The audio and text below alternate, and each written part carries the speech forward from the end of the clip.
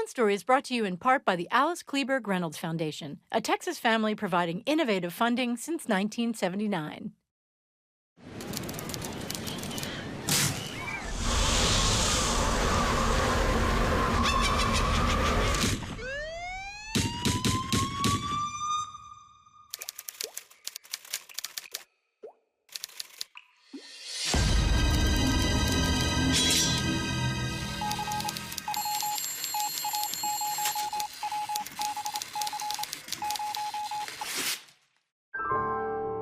From Austin Film Festival, this is On Story, a look inside the creative process from today's leading writers, creators, and filmmakers.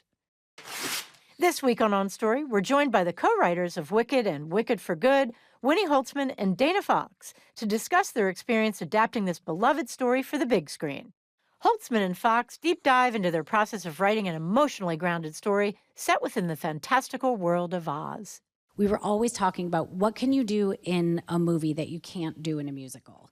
We started almost every discussion with that. So it was a lot about close-ups. It was about Elphaba can actually fly. She can go places. That's crazy. Right, exactly. We can see her as a baby. You know, Winnie always talks about like they want to do that on stage, but then you've got this child and you're covering them with this like toxic green paint and you're like, you're here for 10 seconds. Couldn't do that, but never let go of that dream. But never let go of that dream. and then there we did it.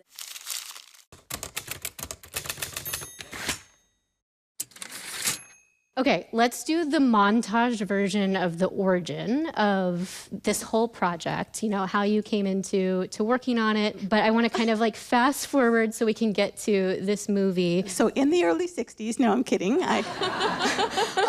So basically, Stephen Schwartz, the great Stephen Schwartz, the remarkable artist. I already heard somebody sing. He's incredible. He desperately wanted to make a Broadway musical out of the novel, which he was captivated by the essential idea of that novel, this idea that you don't know the true story of what happened in Oz. You don't realize that this vilified figure is actually a heroine, and let's look at the whole story through her point of view. So basically, he brought me into this. Lucky me. We opened on Broadway 2003. We took this, I would say, the spirit of the novel. We took certain key things that we fell in love with from the novel without taking the plot of the novel. But the spirit of the novel is a political statement in a lot of ways. And we always knew that there was going to be a movie unless we were a big failure, and we were obviously not a big failure because Universal was our main Broadway producer. Oh, okay, so unless things went very badly indeed, we were going to make a movie at some point. But that was an unusual trajectory because Universal had bought the rights to the book to make it into a movie, and Stephen Schwartz pulled it and said, no, let me make it into a musical. Begged. Which is like, that's not a thing. Yes, and the movie had been started, but it was going to be a non-musical movie.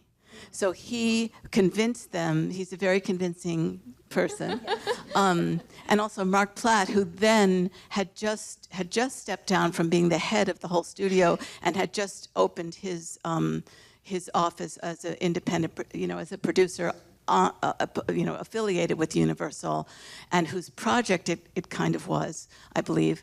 Mark Platt had been in Pippin when he was a kid. In high school, he was really, really taken with the idea. He'd always wanted to produce a musical on Broadway. So this is how that part of it came together. So when John came in and John brought Dana in, that was when we went into hyperdrive. Universal booked stages to freak us out. They were just like, well, the stages are booked. We're making the movie. We're like, there's no scripts. They were like, you better write them.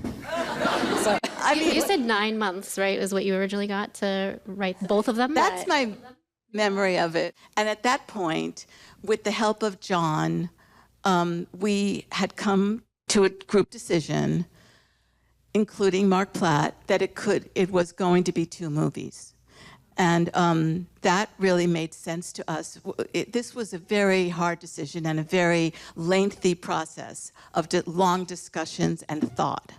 But what made sense to us was we didn't want to cut any of his score. In fact, as you can imagine, we wanted to add to the score, because what's the fun and the artistic excitement of doing making it into a movie if we're not, to some extent, bringing in what we couldn't do on stage, bringing in more, adding to what we have on stage.